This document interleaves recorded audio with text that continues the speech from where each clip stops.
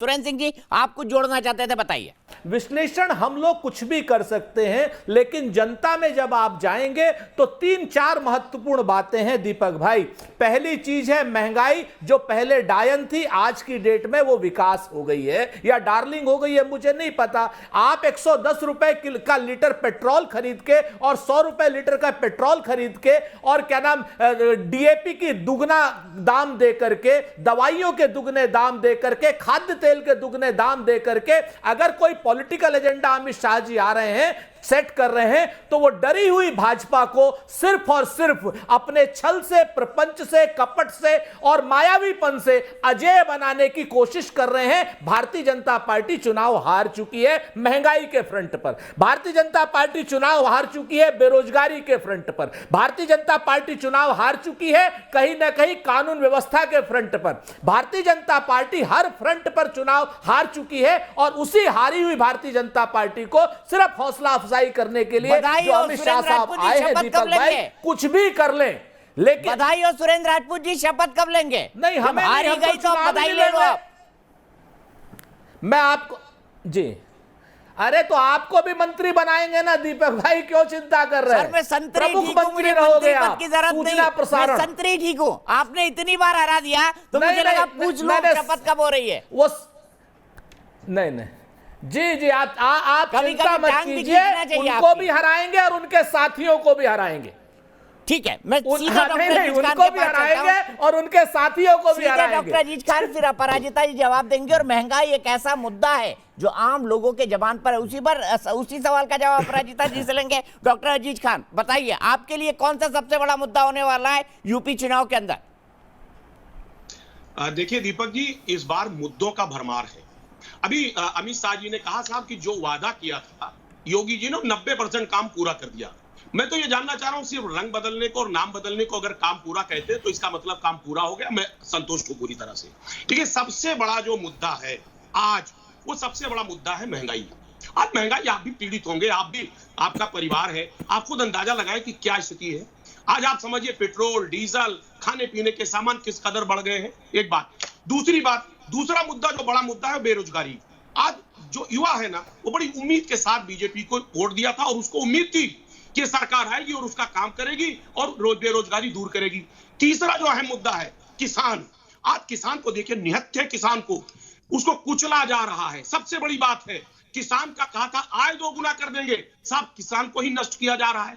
किसान जिस तरीके से पीड़ित है, आप देखिए ललितपुर में 4 किसानों की मौत हो गई। साहब खाद नहीं मिल रहा था, खाद के लाइन में लगते लगते 4 किसानों की मौत हो गई। सवाल इस बात का है, कानून व्यवस्था अगला मुद्दा है। कानून व्यवस्था, आप देखिए उत्तर प्रदेश में जो मुख्यमंत्री महोदय हैं, उनके गृह जनपद में नाक के नीचे, आप बताइए, हत्या होती है, वसूली के लिए हत्या होती है। आपने 4 मुद्दे गिनाए, चारों बहुत मौजूद हैं। मैं इसी का जवाब अपराजिता जी से लेता हूं। अपराजिता जी बताइए, महंगाई 100 रुपए से ऊपर सैकड़ा पार कर लिया हो जब डीजल और पेट्रोल ने, क्या आपको डराता नहीं है? अभी एक बच्ची ने बोला, शिवानी सिंह ने, कि महंगाई बिल्कुल चरम पर है। क्या आपको यह मुद्दा डराता नहीं है कि आपकी जितने पॉजिटिव हैं सबको एक झटके में ये निगेटिव कर सकता है?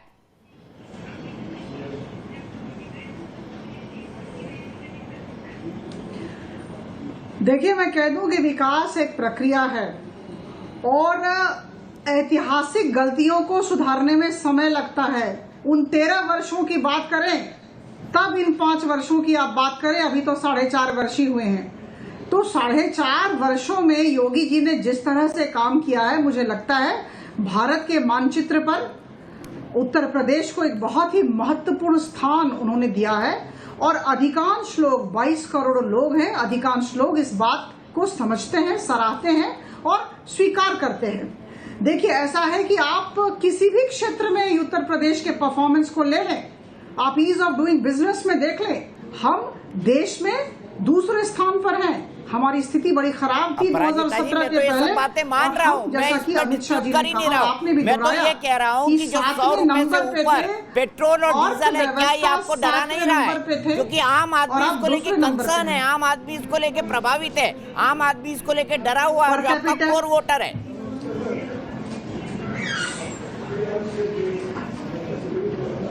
पर कैपिटा इनकम भी तो बढ़ा है दीपक जी। 47,116 से बढ़कर 94,495 तो हुआ है। मैं नहीं कहती हूँ कि महंगाई को कम नहीं करना चाहिए, ये देशव्यापी फेनोमिनन हो सकता है या विश्वव्यापी फेनोमिनन हो सकता है, बहुत सारे फैक्टर्स होते हैं। जब महंगाई बढ़ती है किसी वस्तु की, तो मुझे लगता है जो अर्थशास्त्री है वो समझते हैं कि फैक्टर्स बहुत रहते हैं। तो लेकिन आप ये भी सोचें कि पर कैपिटा इनकम भी बढ़ रहा है, लोगों की आर्थिक अवस्था में सुधार भी आ रहा है, तो क्रय करने की जो क्षमता है उसमें भी सुधार हो रहा है और हमें मानना पड़ेगा। आप रोड की, आप अवसंरचना की बात करें, आप किसी भी क्षेत्र की बात करें, गवर्नमेंट जॉब्स, मैं आपको बता दूं 4,52,000 बच्चों को सरकारी नौकरियां दी गई इन 4.5 सालों में, और करीबन 14,935 किलोमीटर रोड हम लोगों ने तैयार किए हैं। तथ्य मेरे पास है, फेरिश बहुत लंबी है, मुझे सिर्फ 30 सेकंड की मोहलत दें। श्री हरिवंश राय बच्चन जी की एक किताब है, उन्होंने लिखा था क्या भूलूं क्या याद करूं, मेरी स्थिति वही है। योगी सरकार जी की उपलब्धियों की फहरिस्त इतनी लंबी है कि मैं क्या बोलूं और क्या न बोलूं, समय दे। कोई बात नहीं, वो स्क्रीन पे सब चल रहा है, अपराजिता जी छोड़ दीजिए। लेकिन मेरा जो मेजर कंसर्न है उसको मैं प्रदीप सिंह जी के पास ले जाता हूँ। प्रदीप सिंह जी, क्या पेट्रोल डीजल की 100 रुपए से ऊपर की कीमतों पर 110 115 मिल रहा है उत्तर प्रदेश में, तो क्या बीजेपी को चिंता नहीं करनी चाहिए? क्या बीजेपी के लिए चिंता का विषय नहीं है? अपार्ट फ्रॉम किसान पर मैं आऊंगा। देखिए, ये प्रदीप जी से सवाल है अपराजिता जी। विश्व के स्तर पर ये स्थिति है। जी बिल्कुल, बताइए प्रदीप जी, बोलिए। देखिए दीपक जी, महंगाई का मुद्दा हो चाहे दूसरे मुद्दे हो, हर सरकार के खिलाफ मुद्दों की कोई कमी नहीं। सरकार को उन मुद्दों से डर नहीं लगता। सरकार को डर तब लगता है जब उन मुद्दों का राजनीतिक फायदा उठाने वाला विपक्ष होता है। अगर विपक्ष इसको मुद्दा बना सके तो बीजेपी को नुकसान होगा, अगर विपक्ष इसको मुद्दा नहीं बना पाएगा तो नहीं होगा। मुद्दे की कमी नहीं होती है। तो सवाल यह है कि इस महंगाई के मुद्दे पर 4.5 साल तक विपक्ष ने क्या किया। जब जनता ये सोचेगी कि ये महंगाई सरकार ने इतनी बढ़ा दी तो इस सरकार को हटाना चाहिए, तो सामने देखेगी कि विकल्प क्या है, क्या जो विकल्प है उसको ले आए तो वो उससे बेहतर परफॉर्म करेगा। इसका जवाब क्या आता है जनता के पास, इससे तय होता है। अगर उसको लगता है कि विकल्प बेहतर होगा तो सरकार जाती है, कोई भी सरकार हो, मैं केवल उत्तर प्रदेश की नहीं कह रहा, और उसको लगता है कि नहीं विकल्प तो उससे भी खराब है, तो फिर वो कहलाता है प्रो इनकम्बेंसी। सरकार जो एक बार दो बार, क्या पश्चिम बंगाल में महंगाई नहीं है? तीसरी बार लौट कर आई है ममता बनर्जी। क्यों आई है? क्योंकि वहां मतदाता को नहीं लगता कि कोई दूसरा विकल्प है जो ममता बनर्जी से बेहतर है। इसी तरह से किसी भी राज्य को ले लीजिए, जहां एक बार से ज्यादा सरकार लौट कर आती है, तो उसके बारे में जनता की यही राय होती है कि ये जो सामने विकल्प है उससे बेहतर है, चाहे कितने खराब। उनके खिलाफ नाराजगी है, कोई सरकार ऐसी नहीं हो सकती जो सबको खुश कर दे।